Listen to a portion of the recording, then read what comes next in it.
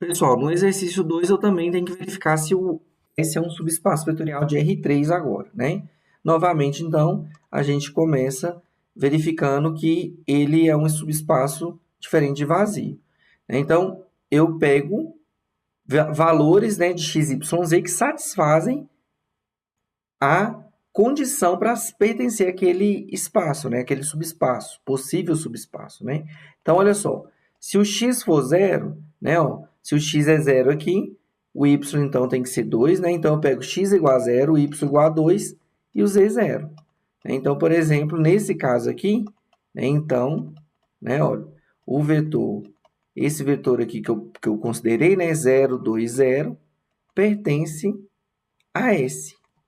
Né? Se ele pertence a esse, significa, se eu conseguir pelo menos um vetor, né, que pertence a esse, significa então que esse é diferente de vazio, beleza?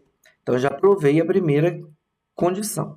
A segunda, novamente, eu tenho que pegar dois vetores em S.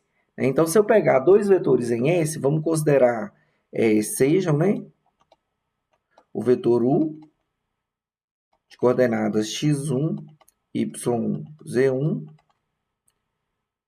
e V de coordenadas x2, y2, z2. E ambos pertencentes a S.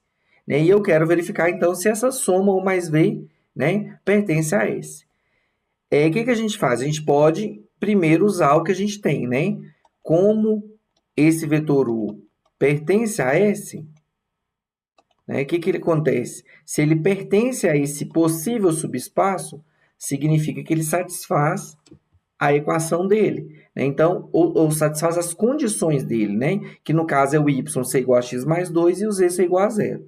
Então, se ele pertence a S, então, na verdade, né, a gente vai ter o quê? Que o y1 é o x1 mais 2 e que o z1 é zero. Né? Ou seja, na verdade, o vetor u seria o vetor o quê?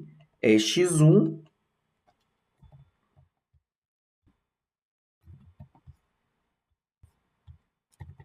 no lugar do y1 seria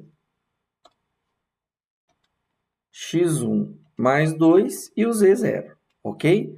A mesma coisa a gente faz para o vetor v, né? Ó, como que o vetor, como que o vetor v pertence a S, isso também vai acontecer.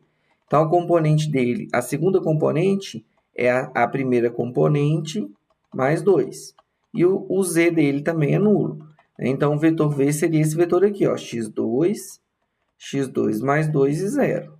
Ok? O que eu quero ver é se essa soma de 1 mais v respeita a condição para ele possivelmente pertencer a esse subespaço.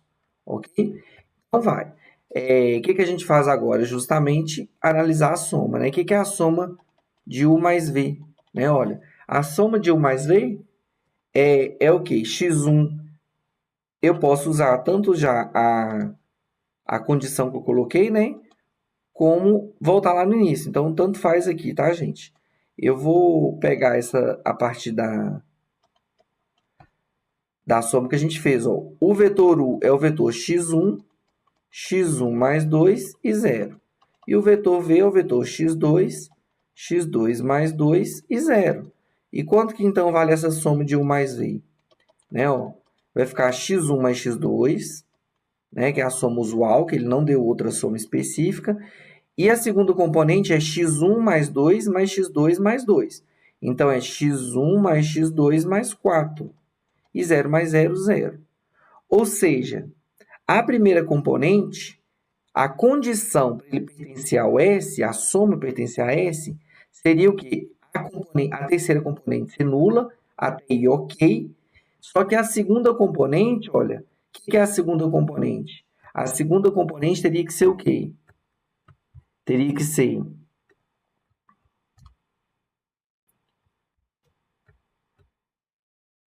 né, ó, a primeira componente mais 2, o que não aconteceu aqui. Né? A gente tem justamente o que? A primeira componente e, ao invés de aparecer o 2 aqui, apareceu o quê? Mais 4. Né? Então, eu consigo provar que, na verdade, isso aqui não pertence a esse. Né? Então, portanto, né, eu posso usar essa simbologia aqui desses três pontinhos, significa, portanto, é uma simbologia da matemática, né? Portanto, S, eu posso escrever o quê? Que não é um subespaço vetorial. Espaço vetorial. Beleza?